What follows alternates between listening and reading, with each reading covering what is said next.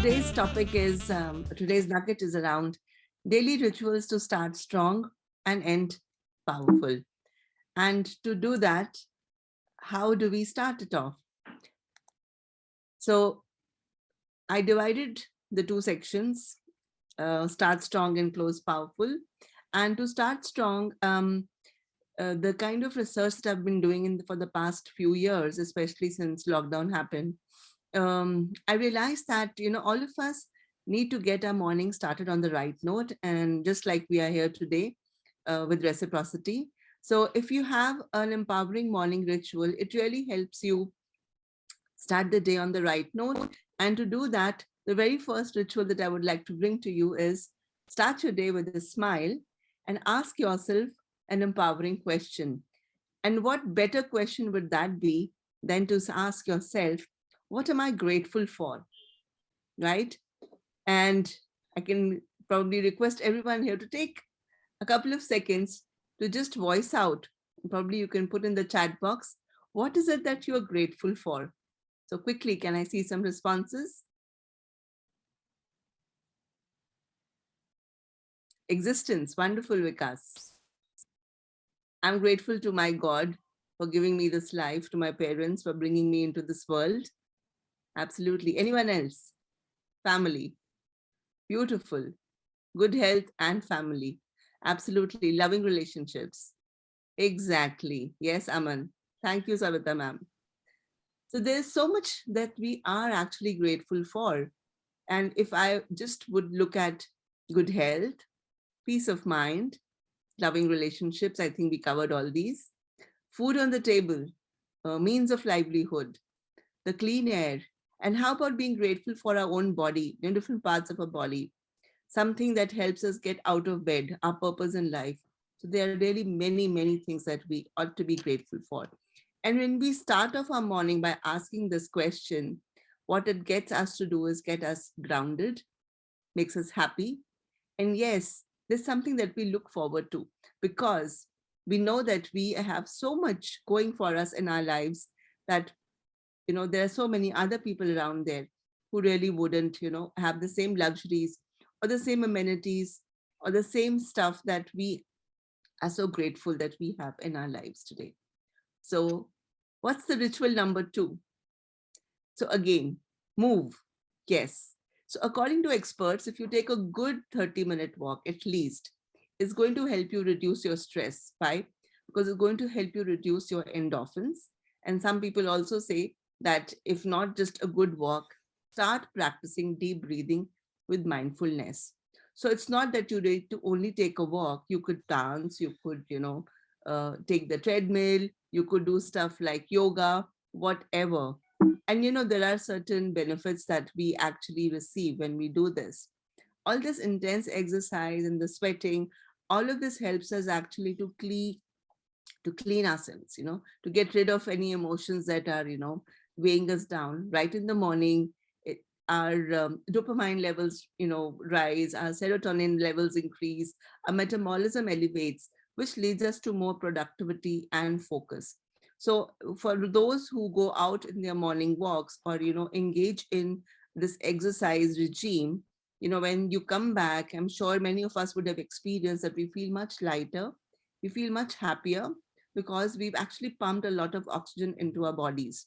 So this morning ritual too, which is about moving, actually is a no-brainer, but many of us sometimes, don't do it. So it's important that we use this ritual to get us started, on a very, very strong note. So let's move to ritual number 3. What is this ritual all about? It's about visualizing the kind of day you want to have. Now, whatever day that you want to really have, start by setting the intention for the day. Visualize the day, sit down probably in an asana mode where, just like the visual on the previous slide.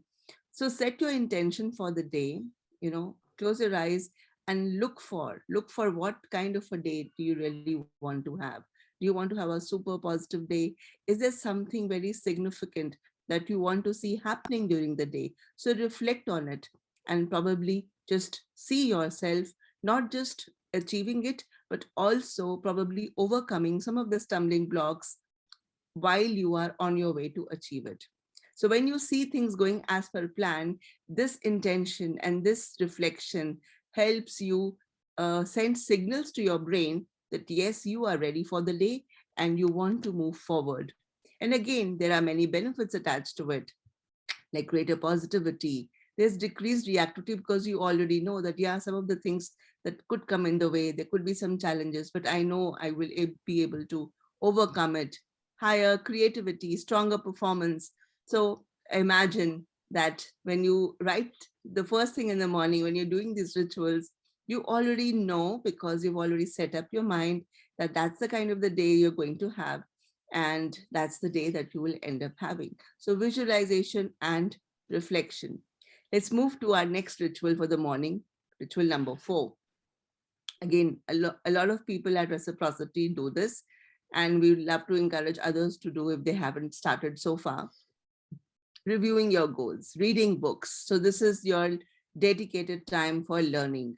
And what best than to, start your day by consuming, by reading the books that you want. You're probably the one that you're reading this time, listening to some podcasts, or even studying online. Whatever it is, give yourself 30 minutes minimum, so that you are able to develop for yourself. And as Robin Sharma says, the 2 by 3x mindset, which is like, if you want to double your income, then triple the investment that you make in your own personal and professional development. And of course, that's going to help you create not just a better impact, but also better development for yourself. So that's about morning ritual number 4. So having come so far, we want to also look at what is it that you must do when you close the day. So how do you end your day on a powerful note? So remember that while you were setting the intention in the morning, you had mentioned that there's something significant that you want to see happening. So did you achieve that? So your evening ritual should basically look at reflecting on the day. What were the good things? Did you achieve your OSA, which is your one significant action, or probably even more, right? And what were you grateful for? Because during the day, many things would have happened, and there would have been people who would have contributed to your journey of the day and would have helped you achieve some of the things that you couldn't have done all alone. So take the time out to pay your gratitude. And if you do journal, then do mention here what would be the highlights of the day, and if there were any let's say lowlights, then what did you learn from them? So move on to your learning moment and write down that these were lowlights, but then this is something that I learned. And when you have this journal, you can look back after a period of time.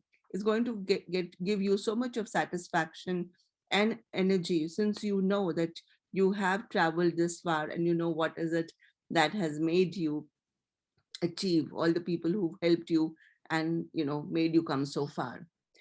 Next, and this is not the least, is your evening planning time. Now, what do I mean by say planning? Remember when we started off in the morning to say that this is what I want to see happening. So somewhere you had sown the seed the previous evening, which is, what do I need to work upon tomorrow? So I know this is what I achieved during the day, but then let's me look at what is it I want to do tomorrow? What is it that needs my attention? What is my priority? And believe me that when we do this the evening before, we are so much better placed to start our next day much more stronger, because we don't need to look around and see, okay, what do I need to do today? It's already set. You can actually just jump into your workday and get started. So that, ladies and gentlemen, were the rituals, the morning and the evening rituals for you all. I hope it made sense, and I hope you're going to pick up some of them and make it a part of your life. Thank you.